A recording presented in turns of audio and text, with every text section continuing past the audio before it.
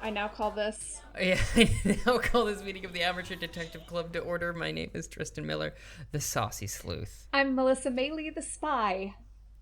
I'm Tyler Riley, retired cop and a half.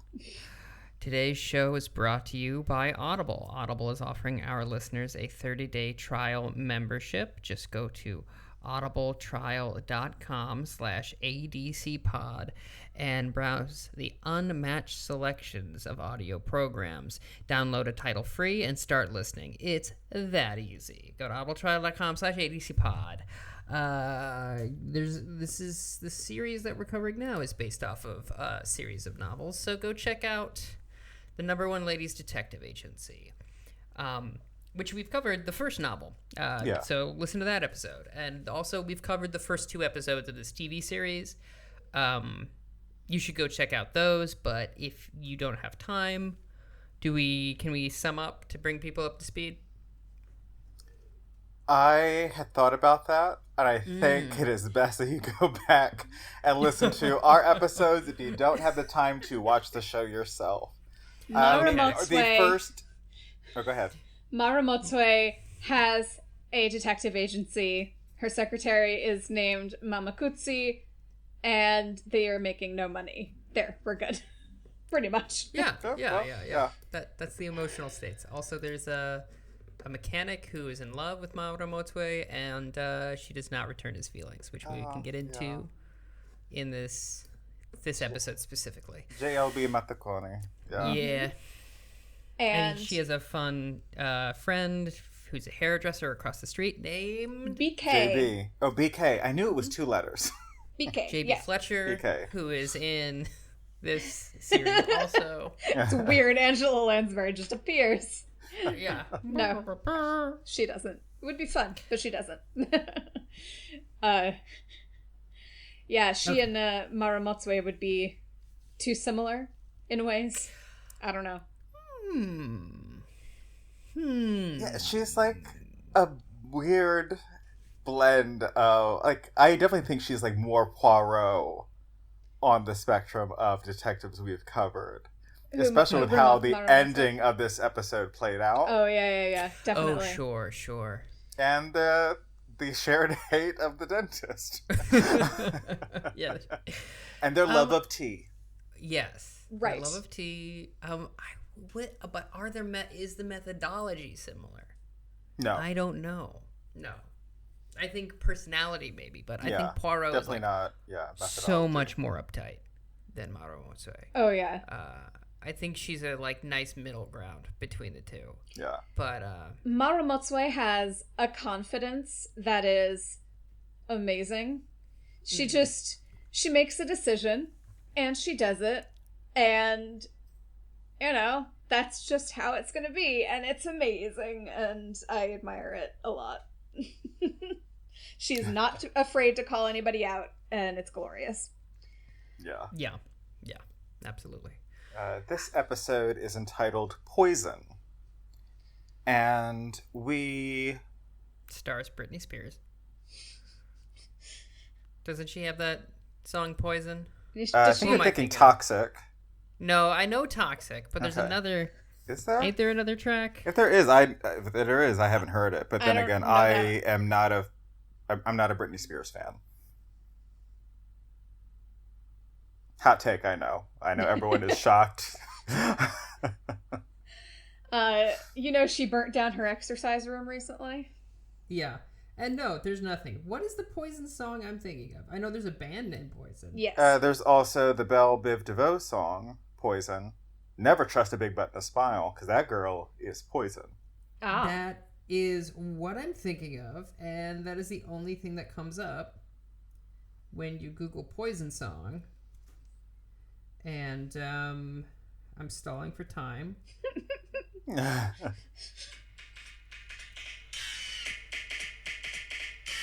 Are you trying to share something? Oh, that song? Okay. You're gonna have to cut this out. That's way too many seconds of it. I don't know about that, but yeah, we'll figure it out. This is the name of the episode. And that's where we are. Okay. Yeah. That's where we are. The name of the episode, 5 minutes in. we open with Maru Matsui driving into this orphanage parking lot. Yes. Yeah. And she is there to catch up with her friend who runs the orphanage. And she meets this young woman whose name is escaping me. Yeah, I'm not sure. Was it Tabitha? Or is that somebody else? Maybe. Yeah, it's hard because the IMDb, a lot of these actors do not have pictures. So Right. It's hard to figure out who is who. Yeah, which is like the beauty of the show, but also the frustrating thing about the show. Yes. Is because they hired so many locals, because it's filmed in Botswana. Mm-hmm. They hired so many local people that this is probably their first and only gig as performers. Yeah. But yeah, she talks to this woman, and this woman is like, my dad seems whack lately. My pop seems a little in a slump. And he's normally pretty chipper. He's a chipper daddy, but like... Chipper daddy. But now not so much. Can you please figure it out? Because he's afraid. Yeah. The way she puts it is great, because she says something along the lines of, "You're a detective. If someone were afraid, would you be able to figure out why they're afraid?" Yeah. Madam, I'm not a psychologist. Well, I mean, a detective in a lot of ways has to have some proficiency in the psychology of things. Mm-hmm. Which is why there's many arguments to be made for certain things should be handled by,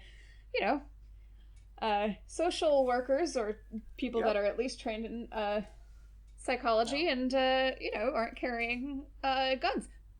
Crisis prevention workers, Yeah. They exist. That receive more than 2 months training. I mean, that's a great start. That's nice. But we learn that the father runs this little curio shop in town. Yeah. That apparently Maru Matsui has been a patron of that store before. Mm-hmm. Right. So she wants to go investigate, but she doesn't want to be recognized. And so she tries to get BK to set her up with a new hairstyle. And BK is like, I mean, I can fix your hair differently, but I cannot do anything about your distinctive figure. Yeah. Which is amazing.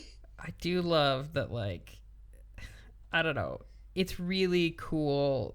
I think it's nice that everyone's like, no, she is a dime. Like, and they're correct. They're absolutely correct. Yeah. A lot of body positivity in this.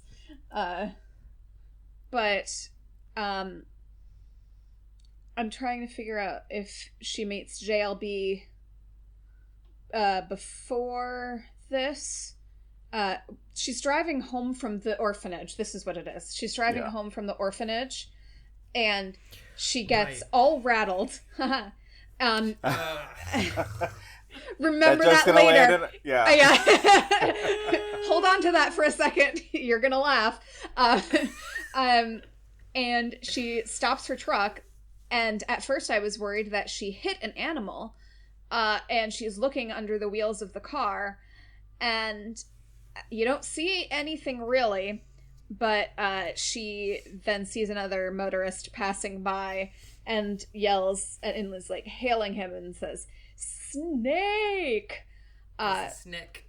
So there is a snake, like up in the undercarriage, thank you, of her truck, and we are not in a place where there's like tiny little garter snakes or something like that. There are some scary snakes around, and so she gets a tow from this motorist who brings her back to JLB's shop, and they get this snake out, and it is a mamba. Whew. I was holding my breath for most of that sequence, because that is absolutely terrifying. Because we see the snake on the road before she approaches it, and I believe my response was just run it over. And then it got stuck in the undercarriage, and I'm like, okay, I learned something today. Mm-hmm. Yeah. Yeah. I remember when I first watched this, thinking it was like really odd. Like, wouldn't have just, been flattened by the tire? Yeah. But sometimes they rear up and like strike at things coming up to them so fast that it probably like tried to strike the truck and got caught up in the underbits. Yeah, that's an absolutely terrifying thing that I didn't know happened. So I also learned something. Don't go at it fast, Yeah. Yeah. You ever think about how weird snakes are? Yes. Quite frequently. Yeah. Like that they don't have arms. Yeah. Not legs. even that. It's that snakes climb trees in a terrifying way. Oh, yeah. You think they would wrap and coil themselves around? No, they go straight up. Zip right up. It's true. I recently saw a video of a snake moving on something that it couldn't get traction on, and it is so weird to watch them slither. It is absolutely insane. It's so weird. I respect snakes. Yeah. Yeah, no, I respect them. I think they should exist. But nowhere near me, please. Thank you. I do have, I have a pervasive fear. Are you aware of the concept of toilet snakes? So in South Florida, exotic pets are often kept. For example, pythons. Everybody stop it. And sometimes when the python starts getting a little bit bigger, because they start out small, as most things do. Yeah. And they get big. They get flushed down the toilet, much like the, alligator thing, the alligator myth in New York, that there's a bunch of alligators in the sewer, which is where Teenage Mutant Ninja Turtles come from, I believe. I think so. But in Florida, there have been cases of snakes coming up through the piping. And every time I sit down on the toilet, I live in fear. And this is all due to the humorist and author David Barry, who can just, I appreciate what he's done for Florida as an artist, as a humorist, but I do never, I think about toilet snakes once a day because of him. And yes. Yeah, and that's, not the best. I get it. It's also, I find it frustrating because, I've had both men and women that were chased away due to my pythons. Hey, am I right? So it's JLB's birthday tomorrow. Yeah. And I'm surprised you didn't get there with undercarriage, Tyler. So this isn't the After Dark episode. Yeah, I know we already did that one. Gosh, we're in such a weird space today. Yeah, due to technical difficulties, we started 3 hours late. Oh my gosh! And we recorded our Patreon episode first, and so I'm all loosey goosey. Yeah, I'm gonna push it. But it's JLB's birthday tomorrow, and Maru Musubi says congratulations, which is, I think, correct. I think we should start saying congratulations to people, because that's I think more appropriate than happy birthday, because that puts a lot of pressure of people to be happy on their birthday, which I've always felt and always hate, and I'm always a bit depressed on my birthday because of it, because I'm like, this day can never be as good as the thing I have in my own mind. And there are a few activities and other things that I think of that way. Anyway, so congratulations, I believe, is more appropriate. Noted. Yeah, I will keep that in mind. Yeah, especially this year when it's like, oh, you didn't die. Yeah, for sure. Yeah. Of any number of things at this point. Toilet snakes being one of them. Toilet snakes. Is that a hint? You want a toilet snake for your birthday? Now to snake a toilet is something completely different. Yes. That's if you clogged her up. Yeah. Musty. Though I wonder if that term came about because of snakes in toilets. No, I can't imagine. Okay. One fateful day, a brave snake burrowed through a clog and saved the day. His name was Archibald, Archie for short. And that is why we call it a snake on these toilets. I'm sick of these snakes in these toilets. You're absolutely right, Tristan. That was a very good yes, and I was not doing good improv there, and that was a much more enjoyable bit.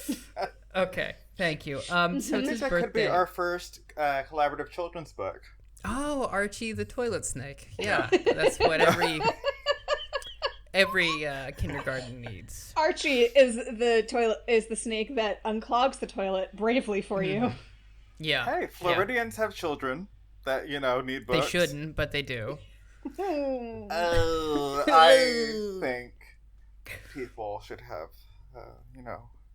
People have rights, unfortunately. Pushing it. But yes, it's JLB's birthday. Yeah, it's JLB's birthday. Real quick. Go ahead. Florida, if you can hear me, wear masks. Wear your mask. All right. They've always been this way. Florida has always been this way. And if one person will do it within the sound of my voice, worth it. Wear your masks. This is serious. Okay. Yes. So Maru Motsue wants to take him out for dinner, right? Yeah. The next night. And then we have Maru Motsue deciding that she cannot go to the shop because she cannot disguise herself enough to fool the shopkeeper. Sunglasses are not going to do the trick. Yeah, she puts on sunglasses. And Maruguchi is just like, no. That doesn't do anything. She's so perfect. I love it. So she gets... Oh my gosh. What? I am so sorry to our listeners and to y'all because I started this off and I was incorrect. We begin this episode at the hospital. Oh, right. We see a nurse running down this hallway and a patient has died. Right. We then cut to another nurse going to, I guess, like the head of medicine at this hospital, going into his office to say, Doctor, it's happened again. And look at the time. Yeah. It's 2:30. Right? No, that would be a dentist's favorite time. It's just 2 o'clock. Right. So,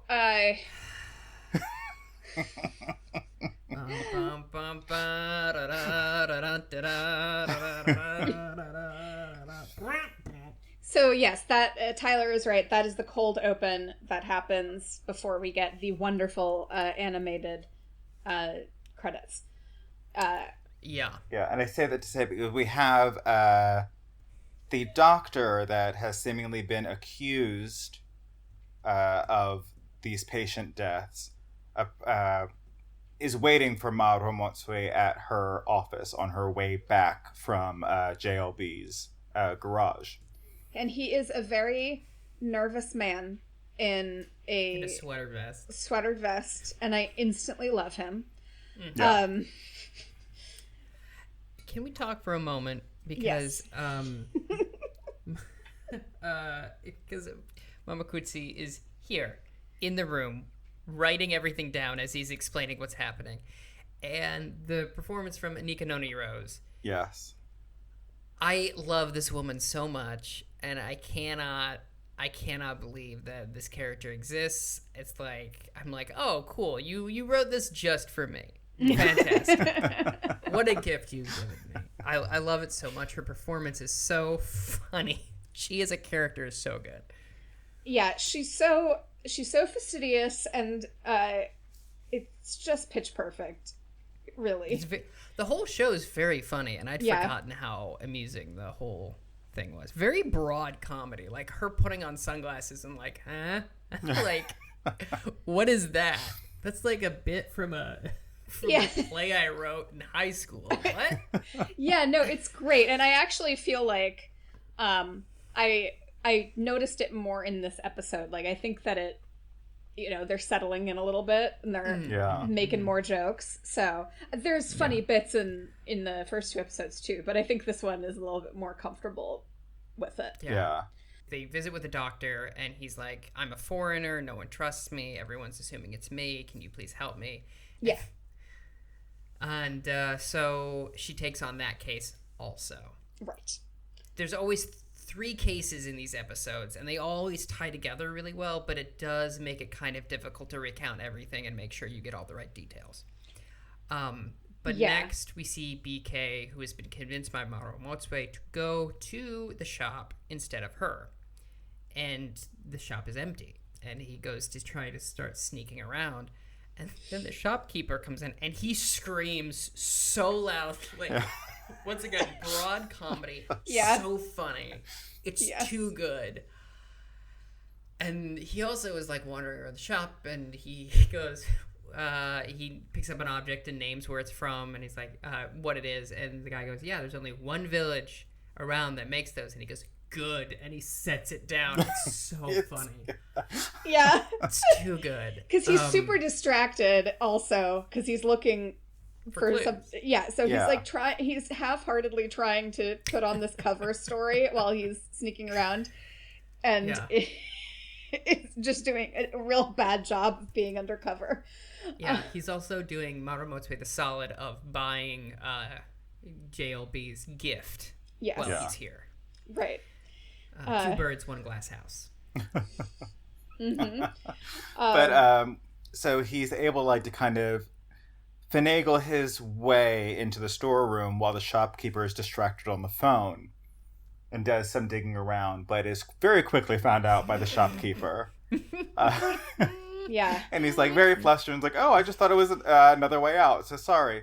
And then it's like, oh, but we forgot about the gift. Yeah. And then it... So he saves his butt in the meantime, while making himself, he just does a very bad job of it, but also a good job. Yeah. Which is the best sentence I've ever put together. Yeah. He's very flustered, but he covers it up well enough that he sells it. There we go. So and then it cuts to nighttime, and it is, as I think Tristan called them when we were watching it, the sticky bandits. Yes. Maru Motsue and the shopkeeper's daughter. Oh my gosh, that's right. It's so. Is it the no? It's Mamakutsi. No, that's it's not. Her, isn't it? Mm-mm. Because then the shopkeeper later on says you broke in, like she doesn't know what's happening. No, Mamakutsi later finds out about this later and was like, I wish she would be more careful. Though. Yeah, a little bit. Okay. It's okay. In my defense, we watched this on Daily Motion, and it was in 360p or whatever the fuck. Whatever. And... it was... not the best aspect ratio, unfortunately, but that is okay. No, the pixels. There's just a bunch of polygons. It was like Tomb Raider back in the day. Just like incomprehensible. Much like pixels. But moving back to... So the shopkeeper's daughter and Maru Motsue decide that they have to... Well, Maru Motsue decides that they have to break into the shop at night to see what's in the storeroom. And I call them the sticky bandits. I don't know if you got that out. And gosh, it's just so good. I wish, like, it's kind of a long held wish of mine to be like a spy or something, like somewhere in the back of in the depths of my soul, I wish I could do that. Mm-hmm. You are the spy. I am the spy. Yeah, I am indeed. But like, I wish I had like a good reason to break into some place. I've had to break into my own home on a number of occasions. Yeah. I'll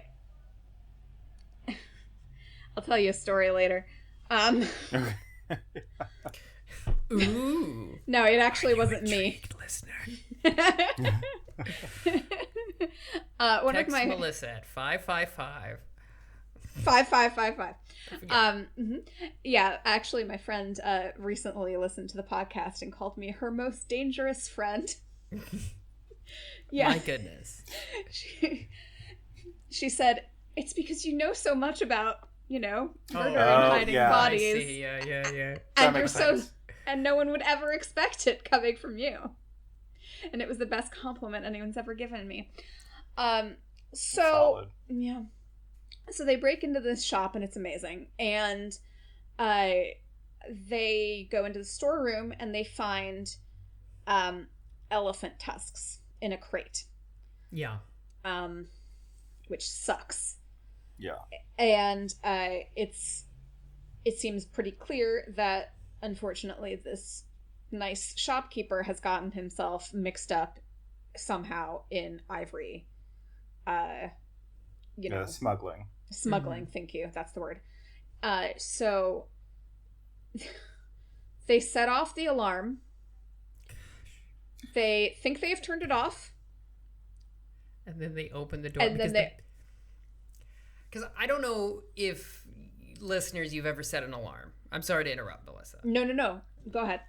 But the way it works is you put in the code and you have X number of seconds to get out of the shop before it will set off the alarm. Yeah. And the way you know that it is, it gives you a timer using just like a beeping noise. Yeah. And they both are like flustered about this beeping noise. They have to go back because Mademoiselle forgot her keys. And then the beeping stops and they're like, oh gosh, that was so annoying. And then they open it and immediately the alarm goes off. And I said this while we were watching the episode together, and I said, clearly they've never been a manager at a GameStop or anything like that. Yeah. Like anyone who's worked once in retail can tell you, you have to go back, unlock the code, do it again.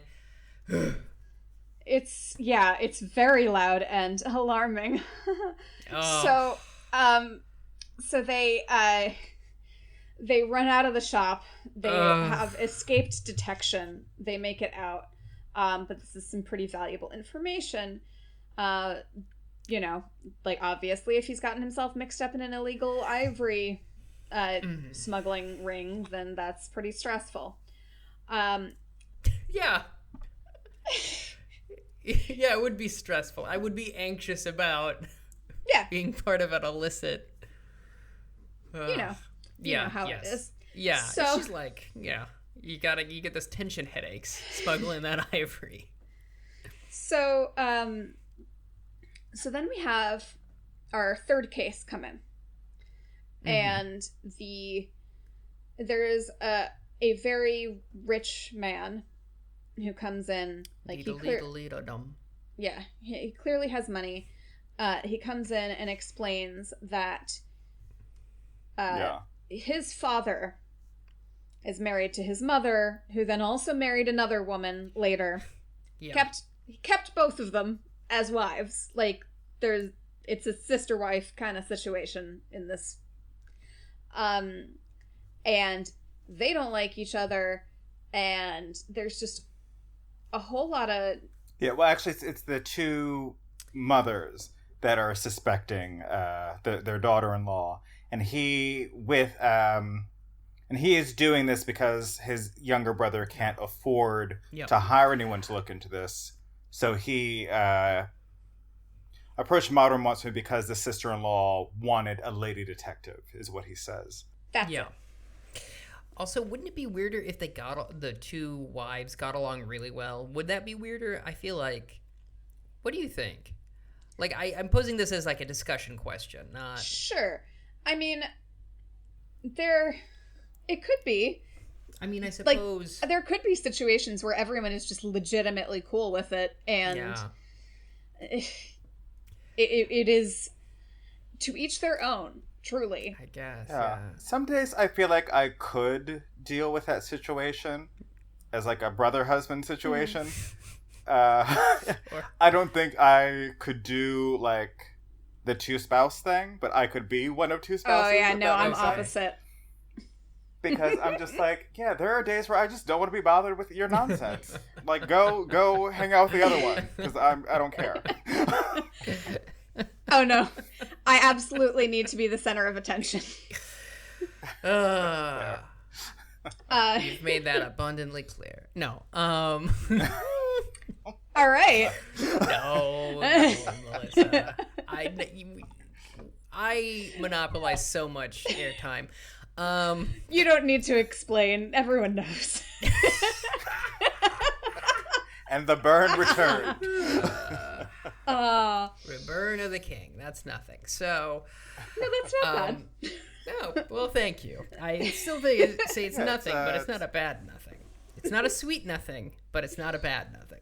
There you go. Yeah, for those who are unfamiliar, that was obviously a play on Exit the King by Eugene Ionesco. That is correct. Thank you so much. I'll take obscure references that only Tyler knows for 800. No, I know that one too. But, I'll take Tristan as an uncultured swine for 900. There you go. They don't do odd amounts, do they, on Jeopardy? No, they do 100. Yeah, they're all even numbers. And And then the rest of 500. it. Okay, so no, okay. Never mind. I'll take Tristan doesn't know what he's talking about. Yes. Daily But, double.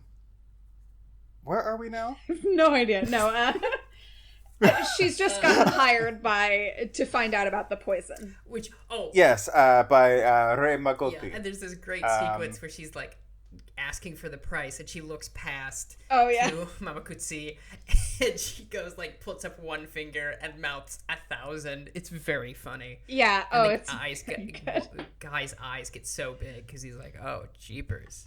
Yeah, it's... Yeah. He's like, what is happening Yeah, right now? it's so good. Why are you struggling to get out 1,000 pula? Yes, but then she sells it at the end by just looking at him with the what look on her face. Yeah, that's my fee. My fee's my fee. There was nothing weird about the way I just said that. That's what I'm sticking to. Which is not as steep as the unhappy dog fee from the previous episode. Oh, yeah. How much was the unhappy dog fee? I don't remember, but I remember it just being such a to-do, Yes. and I the love it. Unhappy dog fee. So she needs to be at the hospital the following day. She set up this whole thing where she's going to go visit the family and stay with them and investigate who this poisoner is. And she needs to be at the hospital the following day at 2, and Mama Kutsi is like, you have to come. And she says, well, this is very important. This is a big fee for us. If I don't make it on time, you just have to go to the hospital. And, what I need you to do is sit by that bed where everyone keeps dying and sit there and keep sitting there. It makes it very clear that she is not to move under any circumstances. That is her entire job. Sounds very doable. Great. Meanwhile, Mama Kutsi is extremely stressed out about the idea of Marumotsue going to this place where someone is being poisoned by their food. Yeah. And so she cautions... It's so sweet. It's very sweet. She cautions Marumotsue about not eating anything. To which... Marumotsue says, well, I'm not going to starve myself. Yeah, A+. Come on. Yeah. So, it just says, please be very careful. Don't drink or eat anything unless you see other people eating or drinking it. She's like, yeah, don't worry. And she's like, call and check in with me. Please, just give me... Please continue to let me know you're alive, because I don't want the first case that I solve to be your murder. So very good. solid. Yeah. Which is solid and also very sweet. I'm not going to take too much time on this because it's inconsequential to the actual plot. But we get this really sweet scene of JLB Mataconi's employees surprising him for his birthday. Yeah. They leave on his desk this box and a note that says, to JLB Mataconi from a disgruntled customer. And they, as he's opening it up, they jump out and start singing happy birthday to him. Yeah. And it's really sweet. I want to also take a moment of I think they set it up really well, because after they find the black mama that was up in the undercarriage, they start chasing each other with it. So they set up this idea of oh, they put a snake in a box. Oh, Yeah. okay. And then, I didn't like, think it's about not that. at all that. Also, before Mamoru Motsue goes to the family, she also takes JLB out to dinner, and he's like once again trying to make clear that he has feelings for her. And she's like, I really don't need anybody. I'm so sorry, but I like you a lot. Like, I just don't need anybody in my life right now. Yeah. Like that, which is, sad, but also understandable. Yeah, he also does it in a way where he kind of portrays it in like, I want to take care of you. And she's like, I do not need to be taken care of. Thanks. Yeah. Which is pretty clear. Yeah. There's another thing. Oh, right. There's this really sweet scene with Wellington, the little boy that helps them out sometimes, who is, it's nighttime, and Mama Kutsi is like, where are you going to sleep? He's like, I don't know. And she's like, well, what if I could find you a place that you have a bed and food? Would you go there? And she like goes into the house because she's putting away chairs from the porch, and comes back out, and he is just dipped. He is just gone. And I love it. And this is probably why I was a preschool teacher and fine with it, because like I think it's so cute and funny when kids are just like, I don't want to deal with this, I'm gone. Like when they run away, it's so funny to me. Yeah, he's very precocious, very capable kid. Mm-hmm. An absolute delight. But Mamoru Motsue also gives JLB a gift at dinner, and it's the gift that BK procured for her at the shop. And it is all wrapped up, and she has no idea what it is. And it's very funny, because he says, what is it? When she hands him this wrapped gift. And she's like, just open it. Because she doesn't know. Yeah. So he opens it, and it is a percussion instrument. And apparently that's perfect, because he used to want to play percussion, but now just collects instruments, and so he thinks it's very thoughtful, and she's like, great. So she goes to this family's home. Yes. And once again, I'm going to use this adage a lot. These people make the Thrombies look well adjusted. Like, these people are just absolute bonkers. These people? Just kidding. I said what I said. No. Oh boy. Oh boy. Yes. Good luck transcribing that again, Melissa. Thanks for that. Stop it. You better cut this part out too. I'll never tell. So she goes to this family, and they're just absolutely just maladjusted. And there's this they have a someone working with them in the housekeeper. Home. Yeah, housekeeper. That's the word. Yeah. Thank you so much. Mm-hmm. I was about to say someone who keeps the house. Mm-hmm. Am That's I my house's keeper? That's where it comes from. Yeah. Just like a groundskeeper. That's where someone protects your coffee. Yeah, the Magoti family housekeeper. Yes. Who's played by like this delightful young actress. She's fun and bubbly. Yes, exactly. Very, very fun. And she takes her out to the first wife. Yes. The OG Mrs. Magoti.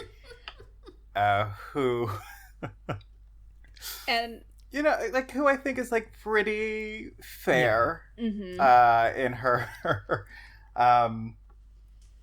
not disdain, but like her distaste for like the current situation she finds herself in. Like she was at one point kicked out of the house to make way for the new wife, and she was like, but I made my way back here. Yeah, that's right. Absolutely. Yes. So and she's like, I don't think that, I don't despise a woman. I just think she's a silly woman. And I'd rather he marry a silly woman than a dangerous one. It's true. It is a good point. So couldn't marry you, Melissa, the most dangerous friend. That's right. Melissa, the most dangerous friend. That might have to be your new designation. I'm sorry. I love it. All in favor, say aye. Aye. Okay, there we go. I don't know if I'm actually doing this. We'll see if you I can like make it though. I do enjoy it. So so she meets her, and they share a pitcher of water, and, you know, she's keeping an eye out on the pitcher, making sure that she drinks first. You know, it's very, I wanted her to come out and say, I've spent the last number of years building an immunity to iocane powder, but, you know. So, she moves on, and she sits with... She, like, one by one meets all the different members of the family. Yeah, she first gets taken to her room, Yes. the guest room that she'll be staying in. Which is very nice. Where she meets the daughter-in-law. Right. That everyone, the two women suspect of the one who, like, poisoned their food. Mm-hmm. And she's, like, complaining about the guest room and complaining about the house and complaining about the housekeeper. Just, like, not the nicest lady. No. A Debbie Downer, if you will. Yeah. And then we get more information from the housekeeper as Momotsui gets, like, settled into her room, saying that, you know, the two wives bicker all day long, but at the end of the day, like, the old man is, like, chasing her around the house and harassing her. Yeah. Which is unfortunate. Yeah, this grumpy old pervert. He's just a nasty man. Yeah. And blind as well. That should be noted. Which wasn't really, like, introduced until we see him, which is interesting. Yeah. Yeah. You know, your disabilities don't define That's you. true. You can be an Rhonda Shawn. even if you have disabilities. Exactly. Yeah. And then we, Marumosu, like, uses, like, the restroom. And then, like, as she's opening the door, she, like, sees, like, the second wife, like, on the floor. Like, she was, like, eavesdropping on her in the bathroom. Yeah. It's very madcap. And then, Very broad comedy. I love it. Yeah. It's Very really fun. funny. yeah. So, she meets the cook, who is explaining that he is an artist, and all this family ever wants is chicken and rice, and he's really bored, and he hates everybody. Which seems fair. He was plucked from this really nice hotel job, which he loved as a chef there. But Signor Ray Magotti, the blind man at the head of this family, liked the food so much and was so wealthy that he was able to just procure this man to just be his own personal chef at his house. Yeah. Much to the disdain of this poor cook. Yeah. Marumoto is like speaking with him, touring around the kitchen, and starts picking up different herbs on the shelf and smelling them. Mm-hmm. And she gets to one in particular, and he yells at her to, like, put it back and stop touching things. He says, nobody touches anything but me in this kitchen. Right, yes. And then they go to dinner? Then basically? They go to dinner. Yeah. She quick has a phone call with Mama Kutsi to check in and make sure she tells her she's still alive. Yeah, and then the phone line gets cut. It does. So, Mama Kutsi is very stressed out about this. Yeah. Which Anika Noni Rose plays beautifully. So, it's really cute. So they have dinner. There's lots of bickering back and forth, but everyone's really pretty much eating the food. So Marumotsue is like, all right, everyone's eating this. Cool. Mm-hmm. I am hungry. Let me make sure I have some nourishment. Yes, what's up? And then there's this really weird moment where both of the wives are trying to feed the old man. Yeah. And I didn't realize he was blind at this point. So I was like, why are they doing this? I was like, is he that demanding? But no, he needs assistance, which is fine. Yes. But he refuses to eat. He seems like he's upset about something. Right. And he refuses to eat. Yeah, and we also meet the younger brother in this scene as well. Yeah. And his wife is giving him a hard time at dinner as well. So they have their dinner, they go off to bed, and in the middle of the night, you see Marumotsue get up, very distressed, tries to open the window. She's clearly about to vomit. Mm-hmm. Tries to open the window, can't. Tries to get into the bathroom. Somebody else is already in the bathroom. Another person comes around and is like, oh, are you sick too? And like all of the women in the house are not doing great. Yeah. And the next...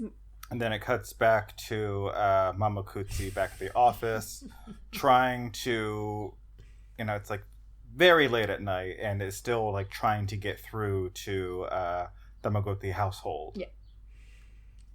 And the secretary, the operator is saying like, sorry, but like the line is still out. Like you can try again tomorrow. Sorry. Yep. Mm-hmm. And so Marumotsue in the morning gets brought her tea.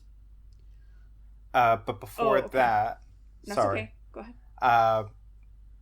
After she expels all that needs to be expelled, after being sick, she walks outside and it's like raining, and she notices that the phone line has in fact been snipped by somebody. Yeah. And then wanders back into the kitchen to find Signore Makoti eating food. Mm-hmm. Yes. And she's like, why didn't you eat anything at dinner? And she's like, you smelled something. And then she finds the thing he smelled, and he's like, you are a good detective after all. And then he makes a very aggressive pass at her and chases her out of the room. And then there's this awful moment where the housekeeper comes in and is like, leave her alone. And then you hear a door shut and her going shoo, like outside. And it's played as like almost comedic, but it's clearly like distressful for everybody in the home. Yeah. This like nasty this guy old just man keeps going after all the women. So the next morning she wakes up and she has brought her bush tea from the housekeeper. Yes. And she's talking to the housekeeper and trying to like work out who has been doing this, who has been doing the poisoning.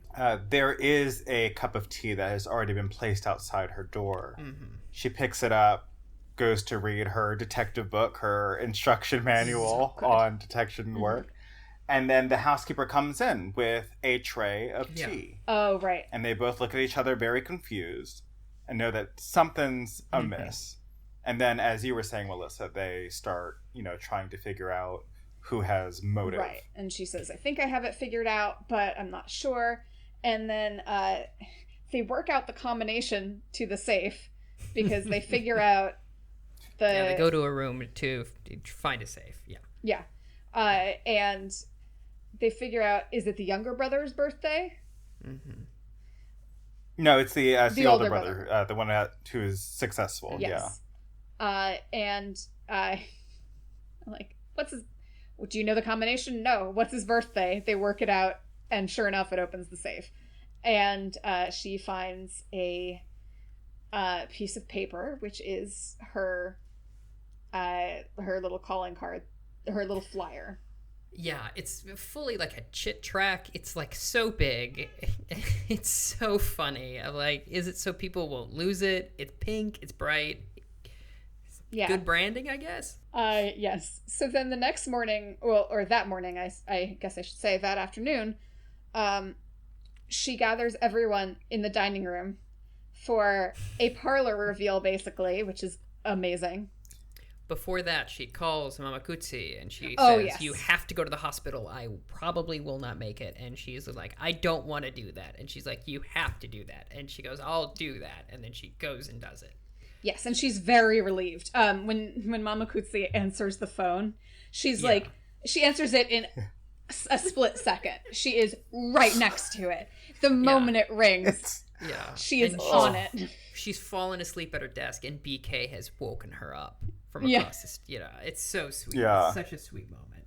Yeah. And BK, when she does that, is like, you're so weird. Yeah. Just Yeah. as if you didn't scream when someone entered the room like a day ago.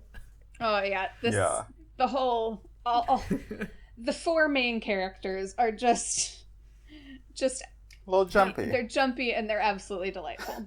So then she goes to the dining room, gathers everyone in there, and and then an ad break. Oh right, we're doing that.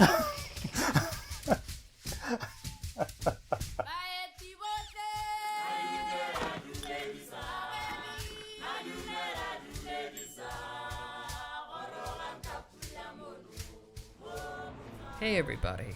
Thanks so much for listening to this one. And like if you normally listen to our Poirot episodes, thank you so much for listening to this episode and having a go and trying a new thing. It's a really great series, highly recommend it. Just as a reminder, we are on the Scavengers Network. You can go to scavengersnetwork.com and check out all their good content. They were recently made a Twitch affiliate, so go check out their Twitch account and all the live streams they do there. But there's also a bunch of podcasts, including Side Character Quest, Podcast Outreach Program, PodCubed, and I Don't Know Radio. You can all go there, check out all of their great content, positive and goofy stuff. I also want to talk briefly about our merch store. We have some new merch. We got some mugs that say order and method with a little Poirot outline. You can go there. If you buy one of those, we will forward your money to a organization associated with the Black Lives Matter movement, or one of your choice of those organizations if you make a note of it in your purchase. So go and check those out. We are also on social media on Facebook, Twitter, and Instagram at ADC Pod. You can also request to be in our Facebook group, which is called The Amateur Detective Club. Please answer the questions, or we won't know that you're a human being that really wants to be in the group. So make something up if you don't know the answers. We just need you to write some stuff. That's all. Yeah, literally. Just yeah.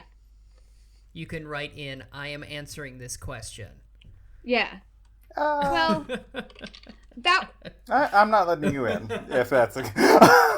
Just try. That's just why I'm not in the group yet. Do your best. Yeah, do your best. Something to let us know that you're not a creepy person. And yeah. Also, our merch is on, what is it? Teespring. What is Teespring? The links in the snow boats, the show notes. Listen, there folks, it is. We've been on this Zoom meeting for literally 4 hours, if not longer. Yeah. Yeah, it's been a lot. But my brain is mush. We're a little scattered. I'm starting to fall asleep. We're getting there. But yeah. One other thing I was going to say is, yes, rate, review. Now that we've just let you know how sleepy we are, please review our podcast and give it 5 stars. If you don't want to give it 5 stars, then, I don't know, wait it out. Eventually you will. We'll wear you down until you like us enough for 5 stars. And then leave us a review. That is how I've treated every relationship I've ever been in. It really helps us out, gets our analytics up, helps people discover the pod. Yes, please. If I may get deep for just a moment. So many of us search for purpose, search for a place to belong in this world. And nothing makes me feel like I belong than a membership. And you can look at all 5 levels of our Patreon membership. You can be an amateur sleuth for $1 per month, a private investigator for $3, an ace gumshoe for $10, all the way up to the world's greatest detective for $100 per month. If you go to patreon.com/adcpod, you can browse and find out what membership can mean to you.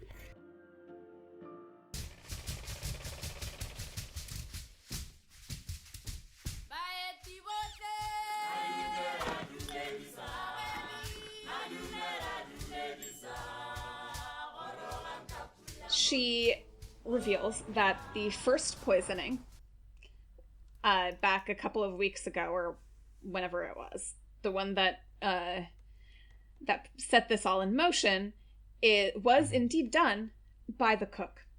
And he has these special herbs that'll make you sick, but not kill you. And he put them in because he wanted to get out. He's like, if the food is bad, maybe they'll fire me and I can go back to my great hotel job and can stop making chicken and rice all the time, every time.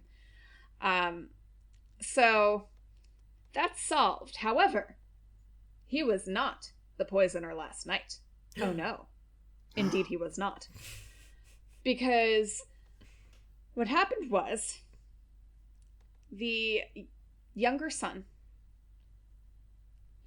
has been his whole life trying to keep up with his older brother, has always been teased, has always been made fun of, has always been put down. And he wanted to make his way in the world by ivory smuggling. And he discovered that the ivory that had been in the back storeroom of the shop, these tusks had a flyer from the number one ladies detective agency dropped in it. So he goes to his older brother, says, hey, can you hire this lady and figure out the poisoning? And that is what happened. And as it turns out, they brought her there. They brought Maromotsue there to poison her, to kill her. And so everyone gets poisoned at dinner just a little bit, but in her tea, the second round of tea that was brought in the morning by the housekeeper was lethal poison. And what they're assuming is that everyone will just think, oh, well, she had a little bit more of it than the others and it was lethal for her, and everyone else just kind of got off lucky. Jill scot free, if you will. Oh, nice. Thank you. Bows deep. Yeah. So she says, now, yes, what he has done is terrible. However, all of you are to blame for this, for the way you've been treating him, and all of you are terrible, and work out. Whoops, sorry, we're not gonna have to bleep it. Work your stuff out, and I am going to need a little bit more than that $1,000. What is it? Pula. Yeah, 1,000 pula. Yeah. I will say. And yes. During the reveal, at one point, he's like, how can you be sure that this tea is even poisoned? Did you test it? Did you give it to one of the dogs? Did you do anything? Ugh. Yeah. And then he's like, no. It's like, fine, well, then I'll drink it then. And he starts to put the cup to his lips, and both the younger brother and his wife are like, beans. Now they know we know. Yeah. Very classic tactic this way. Very fun. Yeah. Though I will say, like, when I first watched this and he said that stuff about the dogs, I was like, let him drink the tea. Yeah. Yeah, right? So, and she's like, work your stuff out, and then she leaves to go to the hospital. And they immediately start squabbling. And then we go to the hospital, and Mama Kutsi is there, and she's nervous, and she goes to sit next to the bed, and then there's some sort of emergency in the other room. And so all the doctors that are also waiting with her run out. And then she starts to go out in the hall, and then she's like, oh, no, I gotta go sit down, because that's where I was told to do. And then what happens is, as she's going back, the cleaning woman plugs in the floor buffer by unplugging one of the machines and plugging the floor buffer in. And Mama Kutsi switches them back, and then the person doesn't die. Yep. And that's that one. Life, basically, it's life support that the person is on, right? Yes. An important note about the family thing. The reason were going strangely. The reason the younger brother's life was kind of getting sorted out is he started making money. The way he started making money was through smuggling ivory as well. So he got mixed up in that too. He's one of the head honchos in that smuggling ring, which is kind of like mentioned offhandedly, but it leads into this next scene where they're at the orphanage and people are making donations and it's a celebration, and the shop owner's daughter is like, look how happy he is. What happened? And she's like, it's a long story. So basically she dismantled the top people, and so he no longer has to do the terrible job that he was kind of forced into. Yep. So it's all connected, and that happens in all the episodes we've watched so far. They're all interconnected in some way, which I always really appreciate. Yeah, I do want to clarify that the older brother was not a part of the ivory smuggling. It was brother. The younger brother. Did I say older? Yeah.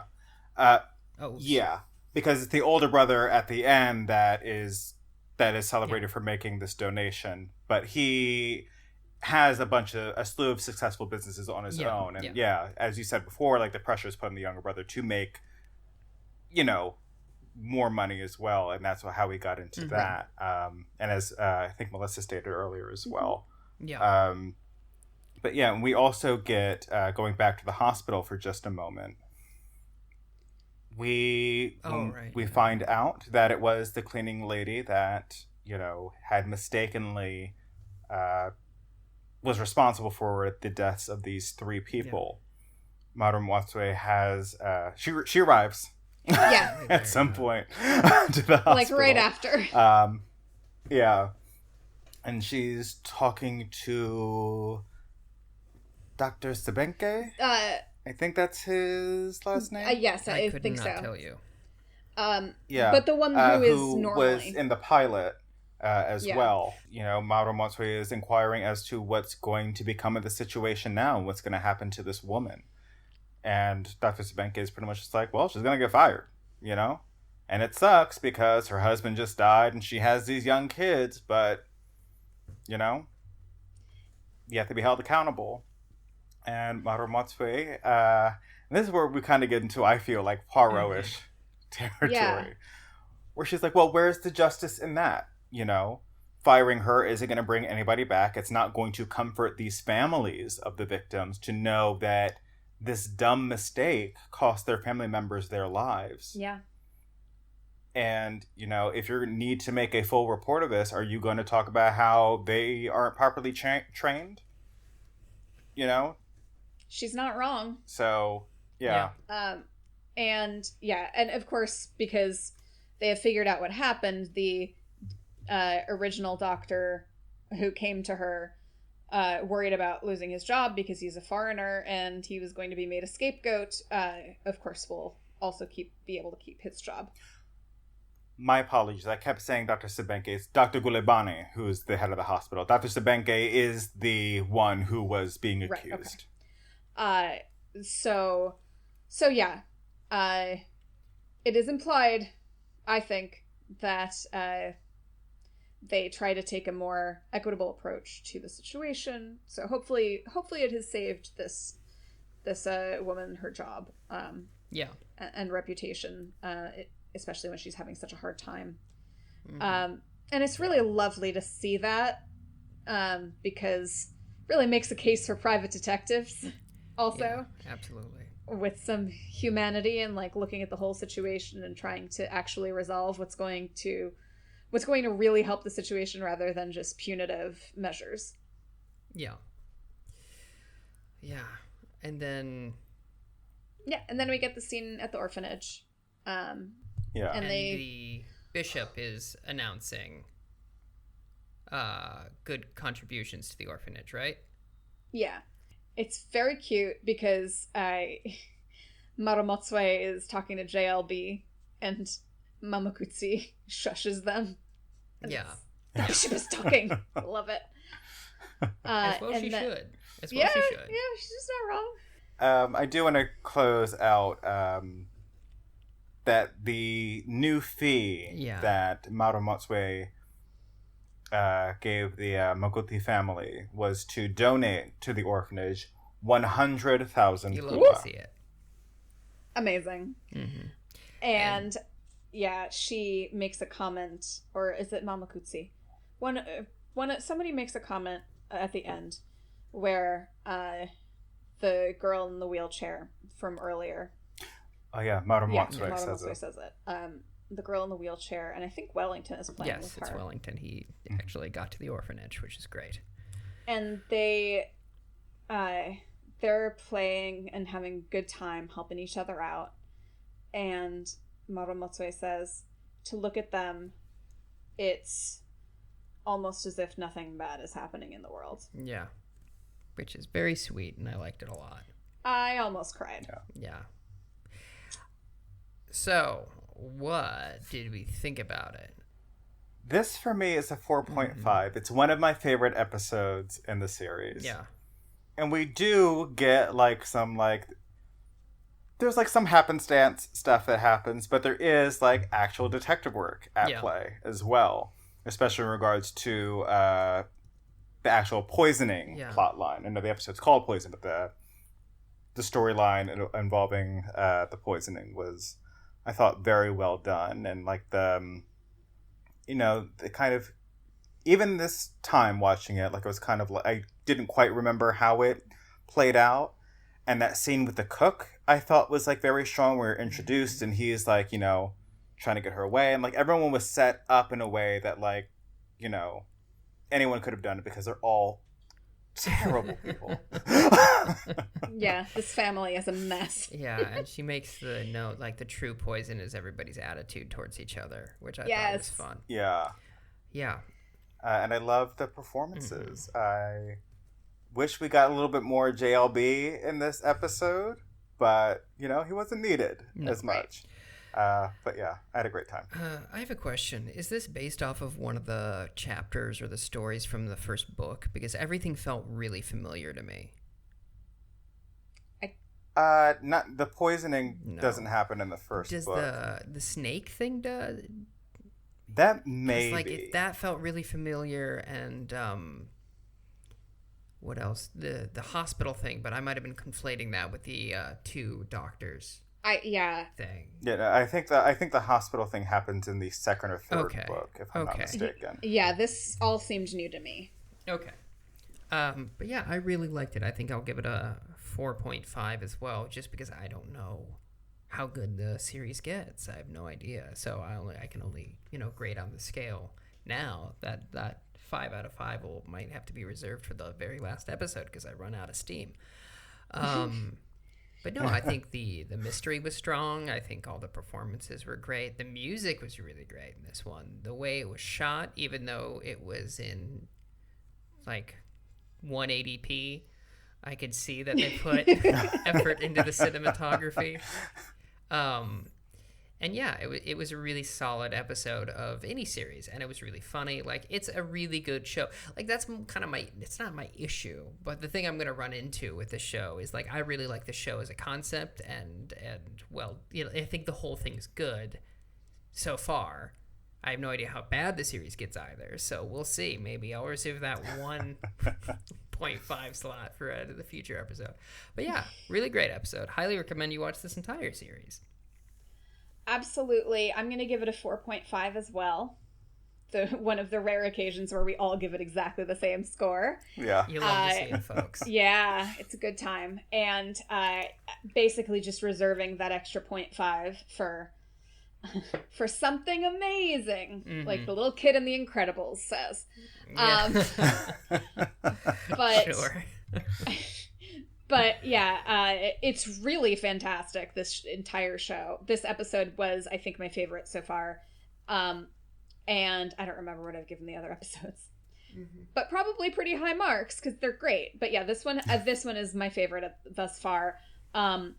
Easy to follow. Yeah, I think it's been the easiest to follow. Yeah. So far, and it's the acting is spectacular. Beautiful, funny, everything, everything you want in an hour of television. Yeah, I'll say this with regards to the acting. It's really beautiful how they toe the line between being very naturalistic but also really broad in the comedy. Like, at no point do I disbelieve any characters.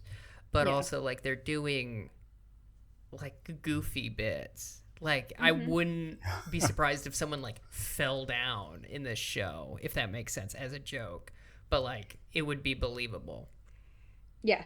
They do a great job. It's really, I mean, it's almost pitch perfect. Yeah. It's astounding, though. The whole production is really wonderful. Yeah, seriously, watch this show. It's really worth it. Mm-hmm. And I'll say it again, like, when we get to the finale, but tweet at HBO. Bring the show back for, like, TV movies or something. Yeah, it's disappointing that there's not more of it. It's, 7 episodes, including the pilot? Yeah. They got hit by the death of Sidney Pollack, who was one of the main producers, and the writer's strike. Oh, okay. That's a shame. Which effectively kind of killed it. And then there was talk about them just pursuing, like, not a series, but, like, a couple of one-off television movies that just never came to fruition because, like, the kind of hype died down around it. Even though this was a critical darling, it wasn't an HBO hit series. Yeah, there's no dragons in this one. So far, there might be dragons in the finale. I don't know. What a turn that would be. Can't tell. Yeah. And if you want to watch along with us, we're going to be watching Episode 3 of Number 1 Ladies Detective Agency next week. The Boy with the African Heart. An American woman asks for Amara Motsue's help to trace her son who vanished a decade before. Sounds pretty good. I now call this meeting of the Amateur Detective Club to a close. Gobble sound.